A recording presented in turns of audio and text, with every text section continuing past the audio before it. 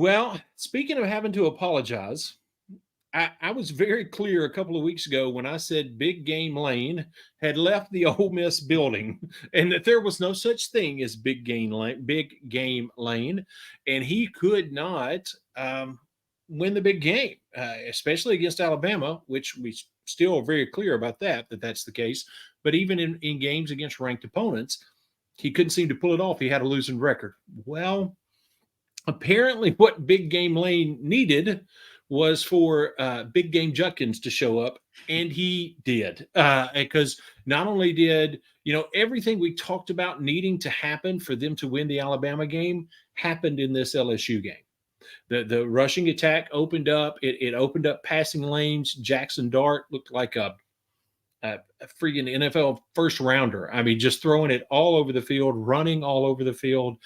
Now, and I'm sure you'll have some points to make about this later, so I won't go all into it.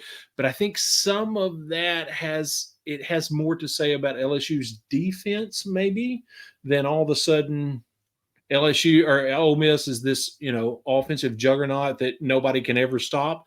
I don't know that that's the case, but a lot of things happened, and I don't think you can argue the fact that for the most part, when you walk through the play calls, that it was a good offensive game plan. It was a good game that was called, and you got to give credit where credit is due. So, Big Game Lane still goes in his tent, zips up the front, and hides in the corner when Alabama rolls into town. Outside of that, I think he showed a little bit of improvement and a little bit of Big Game Lane coming back and saying, well, here I am. I'm giving this a shot again this week. So I have to give credit where credit is due. Big Game Lane showed up for this big game this past weekend. Yeah, he did. He called a great game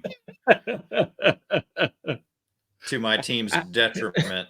I was to say, I don't mean to pour salt in the wound, I promise. Yeah, what did they say about Vanderbilt fans? If you live in a glass house, you better not throw stones. We wouldn't even need Big Game Lane. Big Game Lane wouldn't have to show up to beat Vanderbilt. So he could send a couple of assistants and maybe a GA to and take care of Vanderbilt this year. Oh, my goodness.